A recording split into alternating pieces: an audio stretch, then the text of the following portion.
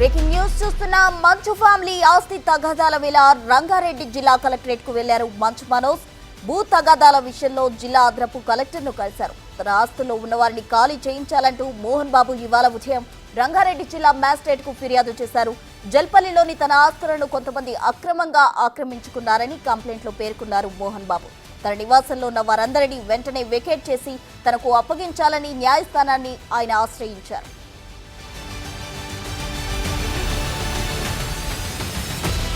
పరిస్థితుల్లో మంచు మనోజ్ రంగారెడ్డి జిల్లా కలెక్టరేట్ కు వెళ్లడం ఆసక్తిగా మారింది.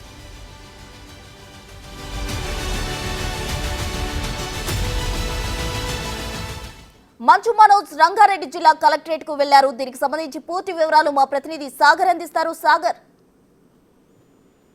ప్రస్తుతం మంచు కుటుంబంలో వివాదాలు ఇంకా కొనసాగుతూనే ఉన్నాయి. మరోవైపు గత కొన్ని రోజులుగా అనేక మలుపులు తిరిగినటువంటి ఈ వివాదం నేపథ్యంలో మోహన్ బాబు జల్పల్లిలో ఉన్నటువంటి నివాసంతో పాటుగా మరికొన్ని తన స్వాధిష్టంగా ఉన్నటువంటి ఆస్తుల విషయంలో తనకు న్యాయం చేయాలి. ఆ ఆస్తుల్లో ఎవరైతే ఉంటున్నారో ఆస్తులను ఆక్రమించి అందులో ఉంటున్న వారిని వెంటనే వెకేట్ చేయించాలని చెప్పి రంగారెడ్డి జిల్లా కలెక్టర్ తో పాటుగా సీనియర్ సిటిజన్ కౌన్సిల్ కి, ఎందుకంటే ఈయన సీనియర్ సిటిజన్ గా తన హక్కు తన స్వాధిత ఆస్తులను తానే అనుభవించాలని సీనియర్ సిటిజన్ కౌన్సిల్ తో పాటుగా రంగారెడ్డి జిల్లా కలెక్టర్ మెజిస్ట్రేట్ కి ఫిర్యాదు చేసినట్టుగా కూడా తెలుస్తుంది. మోహన్ బాబు ఇచ్చిన ఫిర్యాదు పైన దర్యాప్తు చేసినటువంటి కలెక్టర్ పోలీసు నుంచి పూర్తిస్థాయి నివేదిక తీసుకుంది. ఎందుకంటే బైండ్ ఓవర్ చేసి గతంలో జల్పల్లి నివాసంలో ఆస్తుల విషయంలో తగాదాల నేపథ్యంలో కొన్ని గొడవలు జరిగాయి. ఇటు మంచు మనోజ్ కి, మంచు మోహన్ బాబుకి, ఇటు మంచు విష్ణుకి, ముగ్గురకు తమ వ్యక్తిగత సిబ్బంది సెక్యూరిటీకి సంబంధించిన అంశంలో కూడా పెద్ద ఎత్తున వివాదాలు గొడవలు జరిగిన నేపథ్యంలో పోలీసులు రాచకొండ సిపి సుధీర్ బాబు కూడా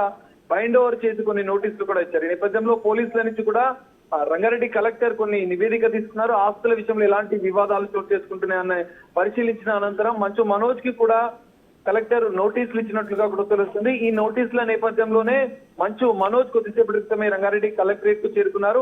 రంగారెడ్డి అదనపు కలెక్టర్ ప్రతిమా సింగ్ ని కూడా కలిసి వివరణ ఇచ్చినట్టుగా కూడా తెలుస్తోంది.